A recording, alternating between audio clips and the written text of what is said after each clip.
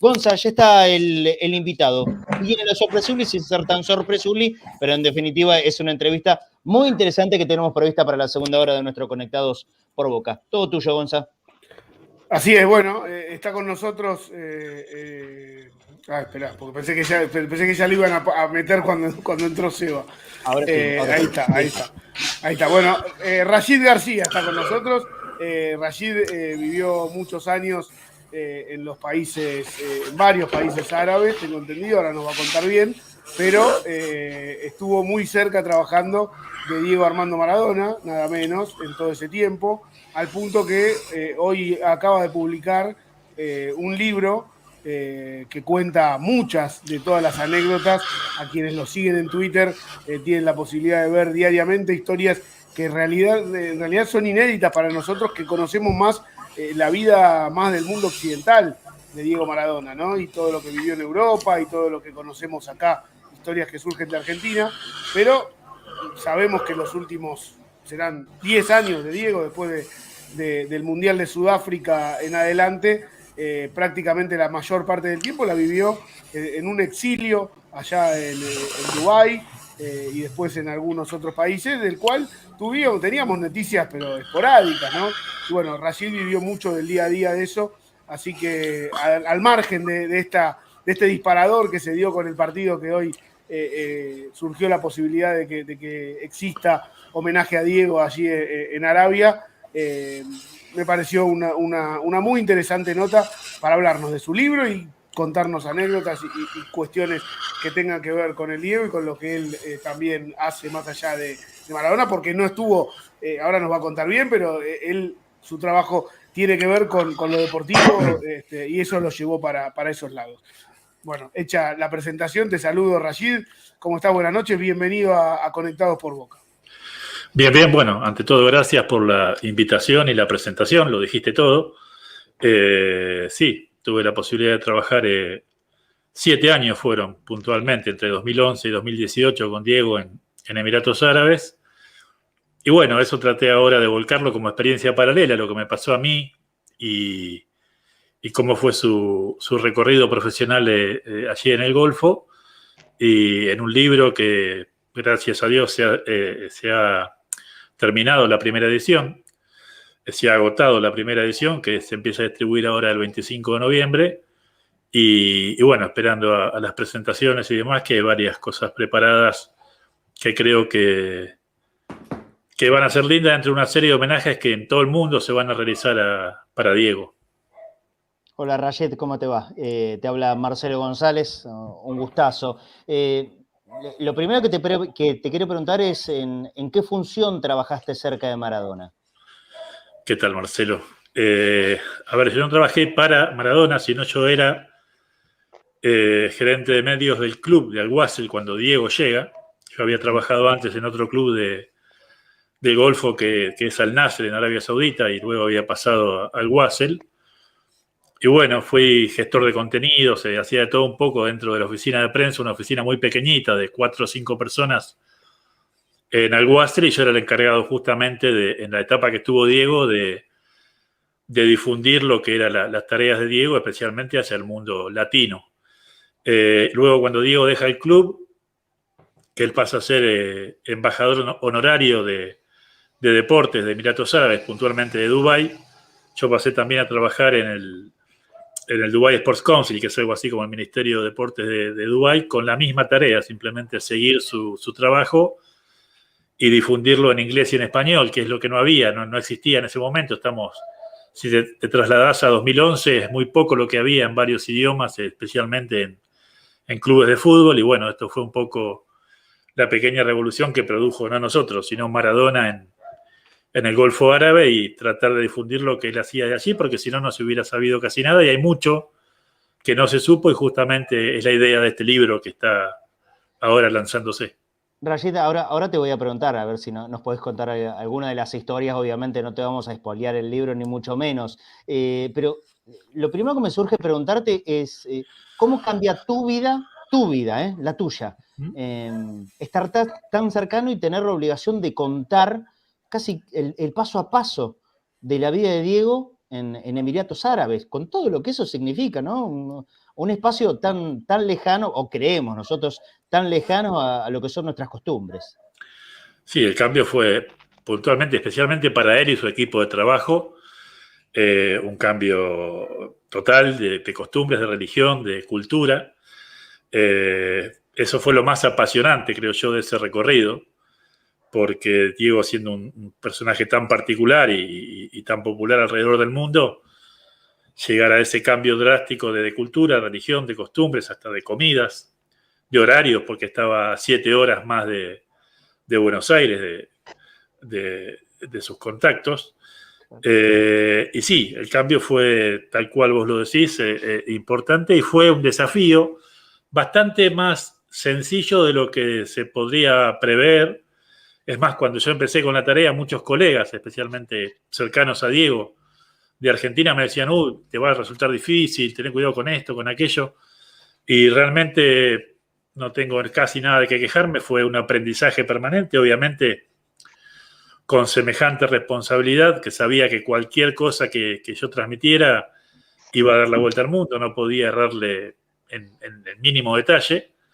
Entonces, bueno, con esa responsabilidad de saber que todo se chequeaba, lo que se chequea 2 veces se chequeaba 5, y saber que lo que llegaba era puntualmente y que tuviera que ver sola una parte que ya es personal y de mi forma de ver la profesión, solamente lo que fuera profesional, del aspecto profesional de Diego, y nada más. Es decir, se me reclamaba mucho puntualmente desde Argentina otro tipo de visiones de lo que hacía Diego allí y demás, y yo siempre fui y soy, no solo con Diego, con todo, muy respetuoso de lo que son cuestiones personales. Así que lo que fue profesional, su trabajo como entrenador, su trabajo como embajador, sus presentaciones públicas, como conductor de un programa de televisión también, que Diego lo fue en el año 2014, creo que eso yo no dentro de las tenía ni la limitaciones menor del idea. caso se hizo, sí. No sabíamos.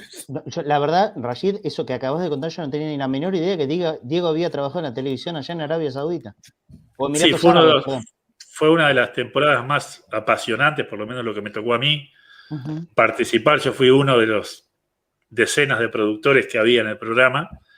El programa fue una remake, ustedes se acordarán de Camino a la Gloria, que era un programa, en Argentina se hizo el formato que se elegía a un chico entre centenas y luego se le daba una prueba en Europa. Bueno, fue lo mismo. Recorrimos casi todo el mundo árabe, Marruecos, Egipto, Túnez, Omán, Kuwait, Irak, buscando chicos que jugaran bien al fútbol para después hacer una preselección, que se eligieron 50 o 60 chicos que terminaron en Emiratos Árabes trabajando con Diego, y Diego fue el conductor del ciclo, y yo, que me habían contado, yo no había vivido de cerca lo que fue la noche del 10 en 2005. Una locura. Pero yo realmente me sorprendí con la capacidad de Diego para enfrentar solo un plató de televisión, que para cualquiera de nosotros que puede estar un poco más acostumbrado, pero igual es difícil, tenés que prepararte, te pones nervioso y demás. Diego llegaba 5 minutos antes del aire, de la grabación, porque era grabado el programa, y se peinaba, se maquillaba y salía y manejaba. Estaba junto con otros 2 conductores con mucha trayectoria, mucha experiencia y muy reconocidos en el mundo árabe. Sin embargo, él fue si buscan un poquito ahí en YouTube, están algunos segmentos que yo he subido en su momento de lo que fue. Hablaba en español. Primero lo hicimos con voiceover, pero a él no le gustaba. Se vio en el primer programa y el voiceover no le gustaba porque le quitaba espíritu, según él decía. En cuanto a tener otra voz, parecía que hablaba otra persona, porque el programa salía en árabe, completamente en árabe. Entonces, a partir del segundo capítulo, por decisión de él, lo empezamos a hacer con subtítulos. Entonces, ahí sí, yo me ocupé personalmente de chequear que los subtítulos fueran fieles a lo que él decía, porque Diego improvisaba muchísimo. Teníamos un guión, pero Diego lo miraba, no sé, 2 minutos, hacía así, bueno, listo, lo dejaba ahí, y le dabas el micrófono y avanzaba él y terminaba yendo el programa para donde él quisiera, y realmente fue para la cadena Dubai Sports, que fue la que lo transmitió, fue uno de los éxitos que todavía se recuerdan más importantes de audiencia de la última década, por lo menos. Pero mira, bueno, yo le voy a pedir a JP, nuestro compañero, que si podemos explorar un poco en Google o en YouTube para buscar imágenes de eso, que para mí es inédito. Yo me acabo de enterar. Yo no tenía la menor idea que Diego había conducido un programa de tele. Ahora voy a abrir El programa se llamó... Sí. Para que lo busquen, el programa se llamó The Victorious, el victorioso en inglés. Entonces, si ponen The Victorious Maradona Dubái, van a encontrar imágenes, fotos y demás. Dale, ahí lo buscamos y lo vamos a poner al aire. Dejame hacer una cortita antes dale, de seguir, dale. chiquitita. Con las costumbres y con la religión, ¿Diego se enganchó también? Él era muy curioso. Conmigo ha charlado mucho por la ventaja del idioma, sobre todo. Yo soy musulmán. Entonces él me preguntaba mucho acerca del recorrido y los cambios y qué era diferente, qué era igual, qué cambiaba. Pero incluso lo han invitado muchas veces a reuniones. Yo recuerdo una en particular que la cuento en el libro, desarrollada, pero es muy puntualmente graciosa porque es cortita, que a él lo invitan a una serie de imanes de tipos con profesores de teología islámica. Fue justamente en la universidad que yo estudiaba teología. Lo invitan allí a un evento especial solamente dedicado al Islam. Y él, por supuesto, acepta, pero cuando llega, recuerdo, está la foto, además, puntualmente con una remera, y sobre la remera, o sea, bien visible, una cruz cristiana gigante así, plateada, no lo olvido más porque le saqué una foto apenas lo vi, como diciendo, bueno, yo vengo, acepto la invitación, pero marco este soy yo, no cambio. Entonces, bueno, y después siempre con muchísimo respeto, ha entrado a mezquitas, que no es usual que le permitan a un no musulmán entrar a mezquitas. Sin embargo, Diego entraba y se sentaba por ahí a observar la hora de las plegarias y demás, y interactuó. A ver, yo digo que los lugares que pisa Diego, a mí me cuesta mucho hablar en pasado, lo nombro en presente permanentemente. Digo que los lugares que pisa Diego se adaptan a él y no él a los lugares. Entonces, claramente, Emiratos Árabes, Dubái puntualmente, se adaptó al mundo Maradona. A ver, ahí tenemos imágenes. Ahí está. Ese es el primer día, la conferencia de prensa de lanzamiento. ¿Tiene audio esto, JP? Si lo podemos escuchar con audio, que seguramente lo tiene. Está el inconfundible número 10, la figura de Diego. Mi teléfono el que graba.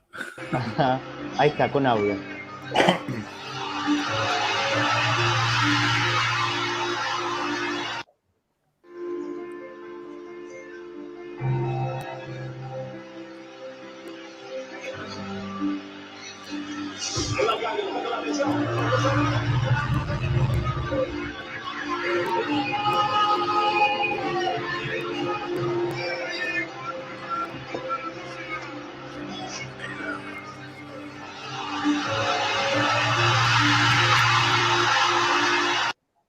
Bueno, y se repite. Se corta, es brutal. Me parece que nunca vamos a tener una real dimensión de lo que fue Maradona en la historia. ¿Sabes qué? Yo tengo esa sensación que nunca nosotros vamos a tomar una real conciencia de lo que fue Maradona en el mundo. No, es demasiado grande.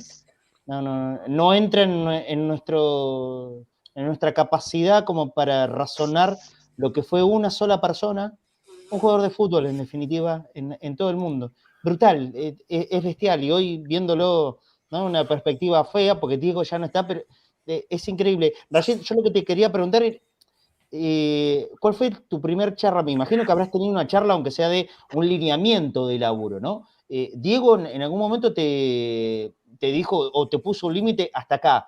¿Yo no quiero que cuentes más allá de eso? ¿O no? No, al contrario. Y te diría que fue al revés. No te cuento la primera charla con Diego, porque la primera charla fue nada más introducir, yo soy mirá Diego, yo antes hice esto, vengo de tal lado porque no me conocía. Pero te cuento la última charla que tiene que ver con lo que vos marcás de los límites. Uh-huh. En la última charla que tuvimos el 30 de octubre, estuvimos en profundidad. El 30 de octubre del 2016, en ocasión de su 56 cumpleaños en Abu Dhabi, en una parte que tuvimos, él me agradeció porque yo no justamente había sabido respetar ese límite que él nunca me había marcado. Me sorprendió realmente esa noche. porque él me había dicho, de acá salió solamente lo que yo hice de trabajo, y yo le dije que no era solo por él, a pesar de que fue especial ese momento, que no era solo por él, que era mi manera de trabajar, y yo obviamente le agradecía a él porque él nunca me cerró las puertas, al contrario, sobre todo en el Wassel, él hacía todos los días, el día previo a cada partido, como hacen muchos entrenadores, un entrenamiento a puertas cerradas, completamente cerradas, no entraba ni siquiera el presidente del club, y el único fuera del grupo de trabajo, es decir, jugadores y cuerpo técnico que ingresaba a ese entrenamiento era yo. Entonces, y eso se dio al segundo entrenamiento, que yo recuerdo que estaba mirando un partido por televisión en la oficina de administración del club. No olvido más el momento porque me sorprendió, y viene su ayudante de campo local, Emiratí, y me dice, tenés que venir para adentro. Le digo, ¿a qué? Porque Diego quiere que estés en el entrenamiento, y ese momento no lo olvido, y es muy especial dentro de toda esta relación, porque siento que fue, si bien parece un detalle un detalle pequeño, para mí fue una demostración de confianza que me cambió de ahí en más toda la relación con él, más allá de que siempre, y esto lo remarco permanentemente, yo siempre traté de mantener una distancia profesional. Muchas veces me arrepiento de esto, pero de mantener, yo no fui ni amigo, ni parte del entorno, ni allegado. Fui solamente un cronista que cubrió su trabajo en Emiratos y siempre me mantuve a esa distancia. Mi forma de ver la profesión es que uno no debe interferir en los hechos, sino simplemente graficarlos y ser un espectador que sepa luego cómo transmitir lo que está sucediendo. Pero me ha pasado, por ejemplo, no jugar partidos de fútbol con él en los que estaba invitado, y solamente por cubrirlos, sacar fotos, videos y mandarlos enseguida para Argentina. Y después te arrepentí, digo, ¿para qué hubiera jugado, no? Y jugué 2 o 3 nada más. Ahora, pero este siempre... gesto, Rashid, de invitarte a un entrenamiento cerrado sí. es una muestra de cariño de Diego. Indudablemente de y para confianza. mí, por lo menos, de confianza lo fue, sí. Por lo Claro. menos de confianza, sí. Porque él era muy celoso de ese tipo de detalles, inclusive reuniones, a ver, que son normales en un vestuario, tampoco es algo especial, pero no sé, una vez se reunió con el capitán del equipo junto a Héctor Enrique, que era su ayudante, el negro Enrique, sí. Y me invitaron. Una charla que yo no hice nada más que mirar como espectador, como testigo, decía él. Y bueno, ese tipo de detalles para mí fueron, nada, como laburante de esto que uno es, una posibilidad de crecimiento tremenda, igual que las conferencias de prensa internacionales con periodistas de todo el mundo que hablaban en diversos idiomas, y Diego por ahí demoraba. Recuerdo una en particular que demoró 1 hora y media en llegar, y yo estuve mientras tanto en el estrado donde él debía sentarse, intentando entretener a 30 tipos de distintas partes del mundo, y de ingleses y árabes y franceses y italianos. Y me acuerdo que esa vez él llegó y yo ya sudaba como te imaginás. Ya me caían las lágrimas casi, porque digo, este no viene y ¿qué hacemos? Y llegó y me dice, cuando yo le dije, llegaste justo, él agarra y me dice, y yo sabía que vos con esto tenías que poder, flaquito, me dice, yo confío en vos, como diciendo, yo creo que vos podés con esto, sabiendo que era algo nuevo para mí, porque ese tipo de magnitud yo no la había enfrentado jamás. Y bueno, es otra forma de confianza que él me demostraba, o invitarme a traducciones en reuniones de trabajo y demás. Bueno, ese tipo de cosas, crecimiento permanente y agradecimiento.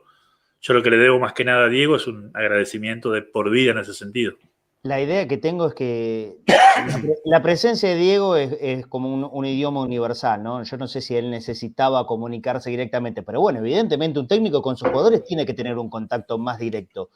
¿Cómo hacía Diego para arreglársela con jugadores de Emiratos Árabes para poder comunicarse? Porque, digamos, si uno va a los resultados, no le fue mal, no le fue tan mal a Diego, ¿no? Creo que termina perdiendo una final o una fase final. Es lo que tengo como recuerdo. El contacto en el día a día con el jugador, ¿cómo se arreglaba, Diego? Difícil, seguramente de entrada fue lo más complejo. Partamos del día de la presentación con el equipo, donde le repasaron los nombres de cada jugador, y para quien no está acostumbrado a pronunciar el árabe, a cualquiera le puede pasar que te digan nombres, viste, en árabe, 25 nombres en árabe, uno detrás del otro, y tener que recordar todo eso, y viste, es como para, a ver, no sé, para nosotros, que yo estoy acostumbrado, pero no se juntaban con nombres en chino o en japonés, me va a costar al principio hasta que me adapte. Diego lo resolvió a su manera, esto es muy particular, que era según sonara el nombre, les fue poniendo un apodo, algunos por la apariencia física. Hay un arquero, Ahmed Mahmoud, que es muy parecido. Yo lo descubrí cuando se lo puso él, no se me había ocurrido antes y yo lo conozco de chiquito. Diego le puso Dida, porque es un morenazo grandote, qué sé yo. Diego le puso Dida y es el día de hoy, 10 años después, que él juega de vez en cuando en la selección incluso, y los relatores árabes le dicen Dida. Cae bárbaro. Y después, no sé, Majid Nasser fue Magia, Rashid, un chico llamado Rashid como yo, pero él le dejó Rayo, era Rayo, y así fueron. Jalifa Abdallah fue Califo, y cada uno tuvo, Mubarak fue Muba, y Mohamed Moja, y cada uno fue con ese nombre, y muchos de ellos, nosotros tenemos un grupo de WhatsApp, varios se han retirado ya, tenemos un grupo de WhatsApp y hablamos de vez en cuando, incluso hay un par de argentinos, Pichi Mercieri y Mariano Donda, que estuvieron allí, y los nombramos, los tengo agendados incluso a ellos como Muba, Califo, Dida, yo soy Flaquito en el grupo, ¿no? Cada uno con el nombre que... el apodo de Diego. Marianito Donda es Pelado, Diego le decía Pelado, es Pelado, Edson Puch, el chileno, Diego le decía Indio, y le quedó Indio y es Indio en el grupo. Y así es permanentemente ese grupo de Alguacil, que muchos de ellos te lo van a decir. Incluso en el libro hay algunos prólogos, está Mariano Donda que escribió, de algunos jugadores del club, recordando justamente esa etapa, y cada uno tiene su recuerdo particular, cada uno recuerda a Maradona a su manera, y lo que le pasó con él, y lo que le sintió lo que sintió al trabajar con él, y bueno, es muy gratificante eso en particular. Seguro que sí. Compañeros, ¿preguntas? Yo, ¿cómo te va, Rashid? Eduardo es mi nombre, te saludo desde acá. Diego ya sabemos que es el tipo más famoso del mundo, creo que viene el Papa y Diego a nivel mundial. ¿Cómo era? Él no puede caminar por ninguna parte del mundo. Y ahí, ¿cómo era el tema? ¿Era lo mismo? Esa es la primera pregunta. ¿Podía andar por la calle? Y la segunda, ¿hablaba de Boca así en el grupo, con los jugadores o con ustedes? Son dos buenas preguntas y las dos tienen respuestas muy particulares. Porque la primera, que vos me decías, hablando del tipo más famoso, para mí, el más famoso de la historia, curiosamente, aquí en aquí, la costumbre, no estoy en Emiratos ahora, pero la costumbre de hablar desde allí, en Emiratos él no lo vivió así, al contrario, fue para mí el lugar en el que más paz encontró. Y cuando yo digo paz, es poder ir al supermercado y que nadie se le acerque a exigirle autógrafos, ni fotos, o salir de un entrenamiento y que hubiera solo... Él caminaba desde la cancha de entrenamiento hasta el estacionamiento, que eran 3 o 4 cuadras, por la calle. Y por ahí 5 o 6 hinchas que alguno le pedía una foto. Ese tipo de momentos para mí, o manejar él sin problemas por todos lados. Yo, a ver, con él recién me di cuenta viviéndolo con él, ¿no? Obviamente uno lo sabía y de haber ido a la cancha cuando él jugaba o cuando él dirigía, pero recién me di cuenta de lo que significaba Diego en el resto del mundo, en un viaje que hicimos en 2012 a Kerala, en India, y en India sí, pasó algo que yo, no sé, era una marea de gente, al punto que yo recuerdo que iba en un auto detrás del auto en el que iba él, en un taxi, y decidí bajarme porque no creía no podía creer lo que veía, lo que estaba sintiendo yo. Y eran familias enteras, un pueblo entero, que fue invitado por un joyero allí que lo contrató, un pueblo entero de India de 450.000 habitantes, y los periodistas locales me decían que la mitad del pueblo estaba ahí, en una cancha de fútbol que le faltaba una tribuna, entonces, o sea, no tenía una de las tribunas, entonces la gente había hecho una suerte de callejón de 250.000 personas, ovacionando a Diego, familias enteras, chicos muy chiquititos llorando, gente muy mayor llorando.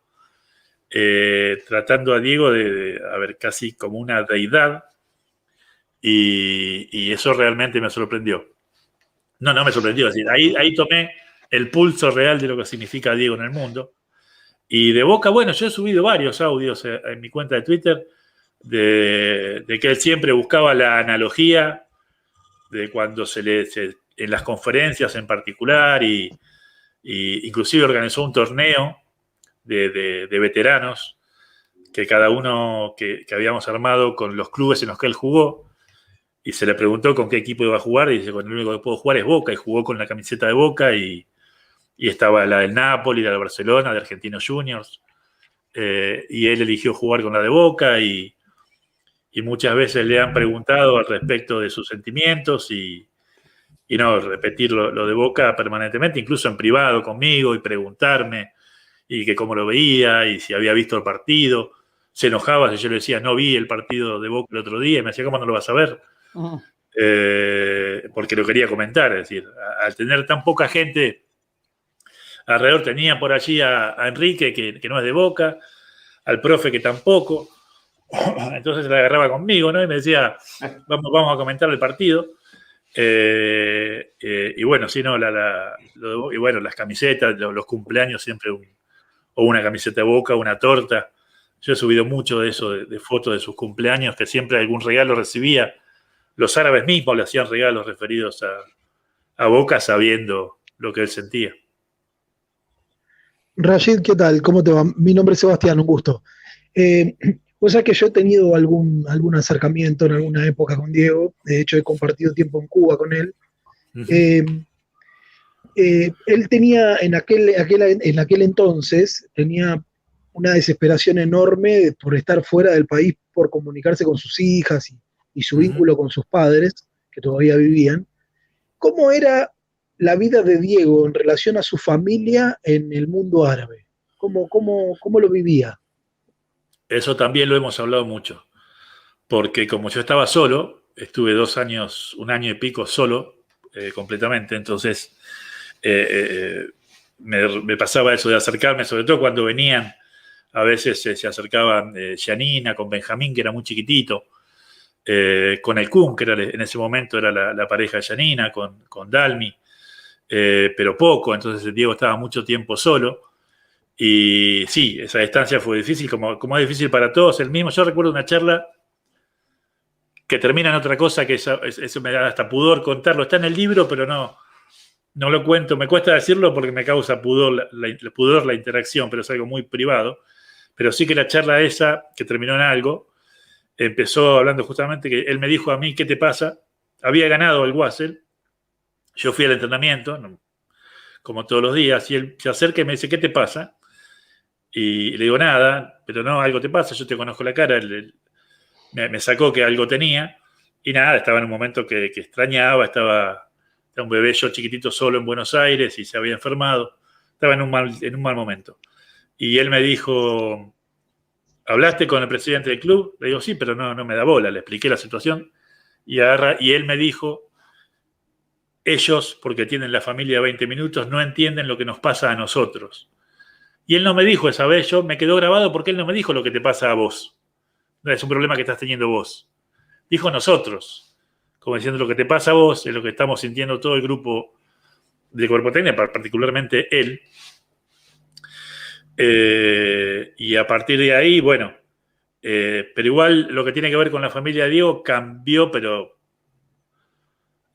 totalmente el día 20 de noviembre, bueno, como todos saben, 20 de noviembre del 2011, que es el fallecimiento de Doña Tota, que Diego, bueno, estaba allá, no llegó a tiempo, le avisaron, había jugado al Wassel, le avisaron esa noche que estaba mal, tomó el siguiente avión y en la escala le dijeron que no llegaba, y él volvió 4 días después nada más, porque volvía a jugar al Wassel. Él lo dijo para no dejar solos a sus muchachos. Y lo que yo tengo claro, esto lo he dicho varias veces, es que la mirada de Diego, si vos, Seba, lo trataste en Cuba, sabés lo que yo te digo, esa mirada, viste, de poder, de fuego que Diego tenía. Yo estoy convencido de que desde la vez que lo había visto antes de viajar a Buenos Aires cuando falleció su mamá, a cuando volvió a Emiratos, nunca más apareció esa mirada. Diego se le apagó la mirada esa, pero no la volví a ver. Y es la misma mirada que vi la última vez que lo vi en público, que fue por televisión, en cancha de Gimnasia, fue que estaba con Tinelli y demás. Sí. Esa mirada apagada que yo le vi esa vez, dije, esa mirada se apagó el 20 de noviembre de 2011. Estoy convencido que para eso fue. Después, además, el de su papá. Pero en particular el golpe de la madre lo devastó y lo fue carcomiendo de a poco, seguro. Además lo decía permanentemente. Sí, claro que sí, pero es una frase recontrafuerte esta que acaba de decir Rashid García. Diego, hay un antes y un después en la desaparición de Tota, ¿no es cierto? Sí. Se habla mucho, y ahora lo dejo a Gonza, que creo que quería preguntar, permanentemente del entorno de Maradona, acá y allá, pero a la vez, esto que dijiste recién, que Diego en los Emiratos encontró la paz. Si es que podés contar, ¿no? Yo tampoco quiero que profundices en un tema que vos no quieras entrar, Rashid. Sí. ¿Cómo evaluás el entorno de Diego, todos los que lo acompañaron allá en ese tiempo? Y los entornos fueron entornos, todos. Giraban en torno a algo, ¿no? No solo a él. En torno a determinados intereses. Entonces, es difícil evaluar. Yo tuve una época muy cercana, te lo digo desde lo que me pasó en lo personal, una época muy cercana a él que fue que él estaba con Verónica, en pareja, y su entorno era una abogada, amiga de Verónica, que le llevaba ahí sus cosas de trabajo y demás. Ellos se distancian como pareja en fines de 2013 o 2014, por ahí, y de pronto aparece, capitaneados ahí por alguien, un entorno nuevo, y ahí para mí y para todos los que tratábamos de estar cerca se hizo mucho más complejo todo. Yo dejé de hablar por teléfono, que era permanente, o de enviarnos mensajes porque él cambiaba de número, de ir a su casa, es decir, seguí viéndolo solo en eventos o en algún cumpleaños, pero esa cercanía del día a día, de hablar de fútbol, sobre todo hablar de fútbol, que es lo que me gustaba hacer con él, y una memoria tremenda para recordar detalles de su carrera como jugador. Uh-huh. Bueno, eso fue cambiando al punto que su último trabajo, que es como entrenador de Fujeira, yo había acordado con el club, con la dirigencia del club, para hacer lo mismo que había hecho en el Wasel como community manager, por decirlo de algún modo, como gestor de contenidos, y alguien justamente de ese grupo decidió que yo no lo hiciera, así que no participé de esa última etapa de Diego, al punto que decidí ni siquiera ver los partidos, no iba ni a la cancha ni los veía por televisión. Porque Morla.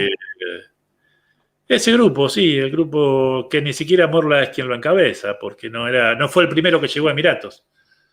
El primero que llegó a Emiratos fue otro. A mí se me pidió la visa, a mí particularmente me dijeron tenés que hacer una visa, porque yo trabajo también en turismo, y me encargo del tema visas, hospedajes y demás, desde cualquiera que quiera ir al Golfo, pero como yo tenía eso al alcance, alguien me dijo hay que hacer una visa, y era justamente la de él, y estoy seguro que él fue quien organizó el resto del grupo, que incluía todos los condimentos de cuando uno ve las películas italianas de los 60, todos los condimentos de una organización mafiosa, el mejor amigo, el guardaespaldas, la amante, el socio. Mira, él se rodeó a un tipo que había quedado solo, porque había quedado solo, eso también hay que decirlo y se dice poco. Diego había quedado completamente solo. Entonces cuando dicen Diego elige a su entorno, Diego estaba solo. Entonces por ahí eligió a los que se acercaron primero. Duro. Se lo dejó mucho tiempo. ¿No? Espera, confirmame primero confirmame porque hubo ahí una interrupción. Estás hablando de Stinfale, ¿no? ¿Verdad? Sí, claro, seguro. Y lo que pasa es que tampoco se puede en los medios y demás, porque tiene tanto poder, es tan poderoso, está tan bien relacionado con el poder político a ambos lados de la grieta, porque si estuviera de un solo lado, bueno, pero a ambos lados no tenés por dónde entrarle. Y es una persona, a ver, sin miedo a decirlo, ¿por qué no? Es peligroso. Rashid, yo hace poco veía una de las últimas entrevistas que le hicieron a Diego en Teis Sport, ese segmento que recorren un poco a través de muchas preguntas. Y la verdad es que se lo veía lúcido. Creo que fue muy poquito antes de su muerte. Y pensaba, también con esto que vos decís de aquella experiencia conduciendo en Emiratos Árabes, digo, me parece que los objetivos de Diego en la vida estaban cumplidos. Y si había algo que a él le hacía brillar su alma, era los homenajes, ¿no? Los homenajes que permanentemente tal vez le hacían, pero que evidentemente había otros lapsos, otros momentos de su rutina que a él lo llenaban de oscuridad en esas escenas que también circularon por videos después de su desaparición. ¿Pensás que Diego le hubiese hecho mejor a su vida tener un poco más de exposición, vivir en un reality permanente a partir de algún momento de su vida y que eso él lo disfrutaba contando anécdotas, estando en plena exposición, trabajando, que eso hubiese sido posible si alguien hubiese leído Las necesidades de Maradona? Si alguien hubiese leído Las necesidades de Maradona, no hubiera vuelto nunca de Dubái. Y de Dubái lo sacaron, porque evidentemente él estaba a punto de renovar su vínculo con el último club en el que trabajó y con el que resultó invicto. Jugó 22 partidos, ganó 11 y empató 11. Le iban a renovar y su entorno, su representante particularmente, pidió el cuádruple de salario. Esto es oficial, está publicado por el club.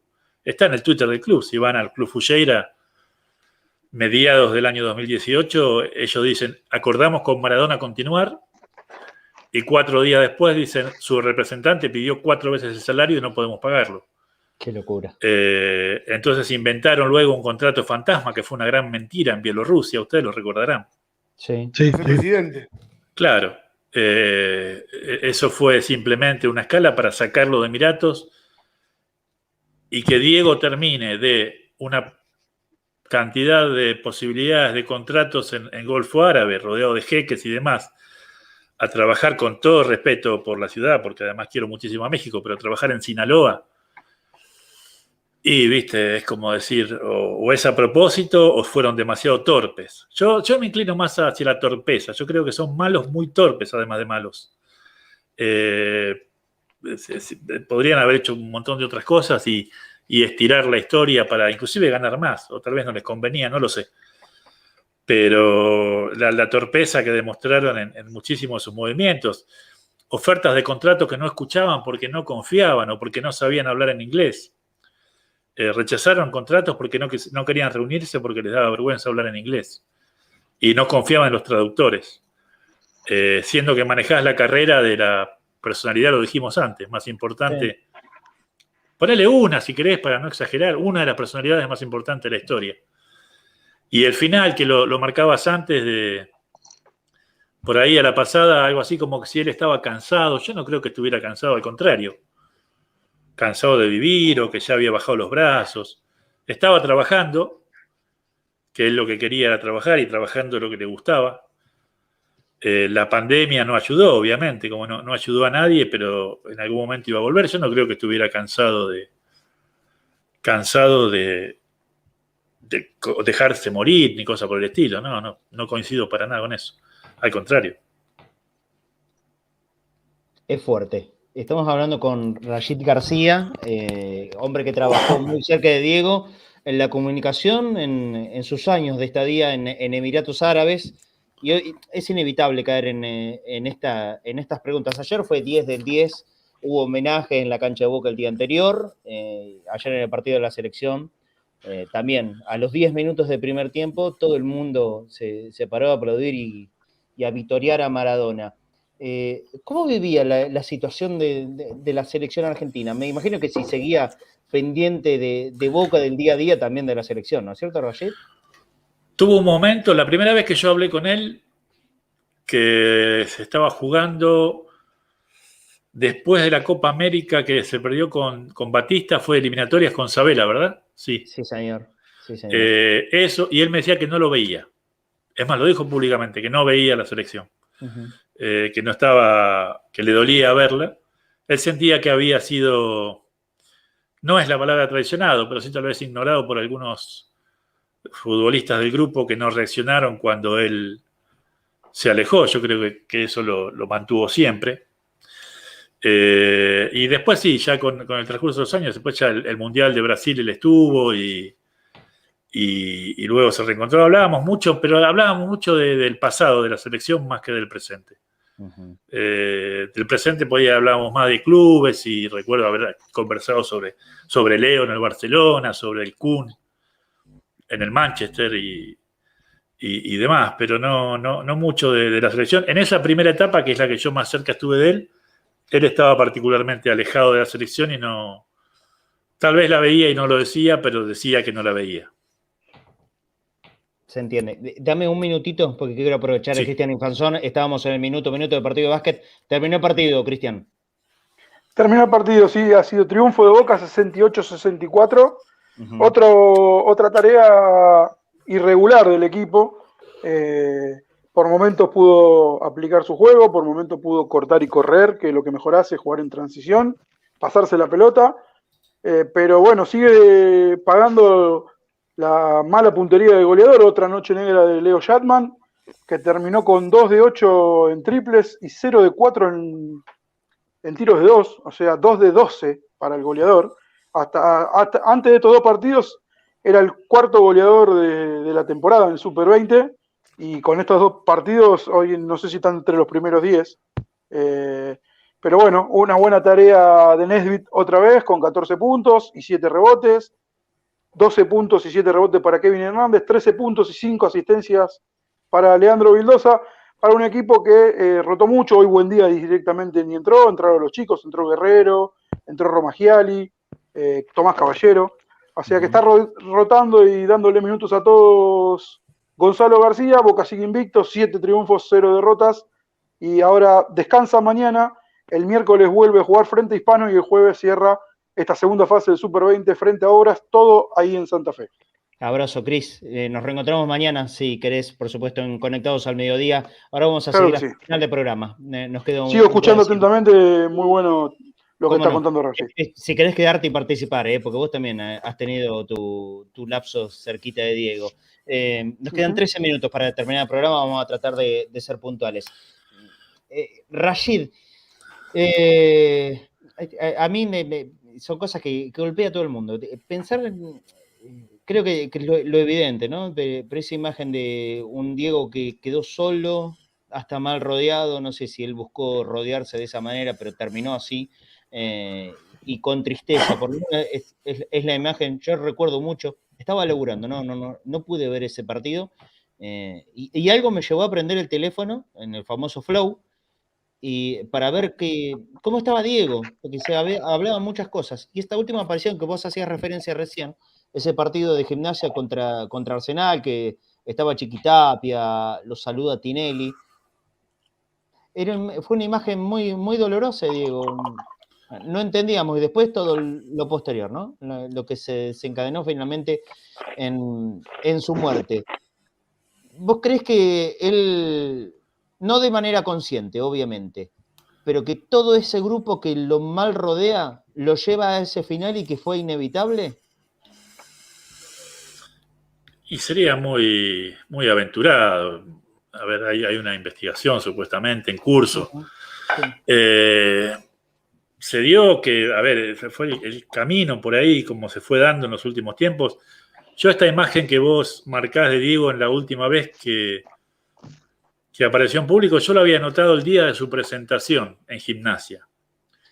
El día que él se presenta, le dan un micrófono, temblaba, si recuerdan. Y se emocionaba cada 3 minutos, la voz casi no se le entendía, era muy aguda. Y yo en ese momento yo estaba con alguien y le dije a esa persona, Diego está peor que en el 2004, eso lo recuerdo perfectamente.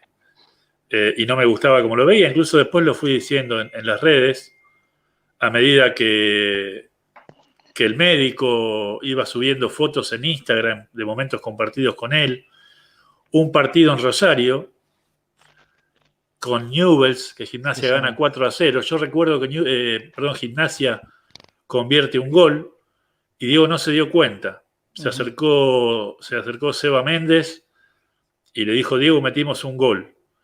Y yo en ese momento dije: Diego no puede estar en una cancha de fútbol y no darse cuenta que su equipo hizo un gol. Lo que está pasando, al punto que cuando llegó la última noticia, yo no me sorprendí del todo, no fue un golpe, era un duelo elaborado, casi que previo. Me costó sus días asumir lo que no tenía vuelta atrás, pero como fue tan largo el proceso ese de que Diego se iba deteriorando, el proceso de deterioro que era cada vez peor, y cuando sale de la clínica, de esa operación que algunos dicen que no era necesaria, yo incluso escribí mensajes a personas, que es la única vez que lo hice, a personas que él quería mucho. Yo no sé cuánto lo querían a él cada uno lo sabe, yo sé que él los quería mucho y las quería mucho. Y yo les dije: si no sacan a Diego de al lado de ese grupo, se muere. Son mails y WhatsApp que tengo guardados. Y nada. Qué duro, ¿eh? Es impactante. La verdad que nos estremece. Es impactante, pero a la vez me parece que es lo que todos los que los veíamos desde afuera, jamás tuve un contacto ni siquiera cercano sí. a Maradona, pero cuando veíamos esa imagen era inevitable no pensar lo mismo, Rashid. Vos lo que hacés, la presentación de Gimnasia, ahí era un Diego que estaba muy gordo. En esa última imagen, Diego estaba flaquito, completamente deteriorado físicamente, parecía un anciano, lamentablemente. Era un hombre de 60 años, absolutamente joven, desde la edad joven, parecía una persona muy, muy, muy, muy mayor a la edad. Cuando vino a la Bombonera. Sí. Bueno, pero cuando fue a la Bombonera, también tenía más kilos. Estaba gordo, estaba notoriamente más gordo. Ahí bajó de peso muy abruptamente y un ratito después, porque no pasó tanto tiempo. No sé cuánto habrá pasado, 2 meses, 3 meses. La pandemia en el máximo. Medio, claro, la pandemia en el medio, ¿no? Un poco más habrán sido 6 o 7 meses aproximadamente. Ya era otro Maradona y yo digo que es la imagen final de un hombre derruido. Por eso digo, si ese Diego ya no estaba con los brazos como resignado a su suerte. Vos me decís que no y obviamente tendrás tus razones. Lo sostenían. Diego siempre te sostuvo. Yo con Diego, no digo que conviví, pero compartí hasta el 2018. Y siendo él tiene 10 años más que yo, un poco más, él me sostenía a mí. En más de una ocasión, en muchos casos. No solo físicamente. Y en los últimos tiempos había que sostenerlo a él. Y ya cuando a Diego había que sostenerlo es porque Maradona ya no era Maradona. En los últimos 7, 8, 10 meses Maradona ya no era Maradona. Y no se decía. Hay una cosa también de bronca, pero ya es profesional. Diego hizo mucho por muchos profesionales de los medios. Sí. Y muchos que tienen micrófonos grandotes, no chiquititos como este. Micrófonos grandes, ¿bien? Esos micrófonos grandes que tienen un rebote gigantesco. Sí. Y escriben en diarios de páginas grandes también. Y no decían nada. Y yo digo, yo me distancio con muchos de ellos y no importa tampoco. Porque hay momentos en que el periodismo, el medio, la prensa tiene un rol ahí de alertar. El rol de alerta es fundamental.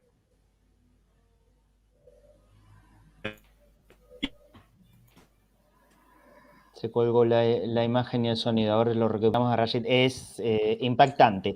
Esto es Conectados por Boca. Maradona está ligado profundamente a la historia de nuestro club y me parece que es una entrevista magnífica.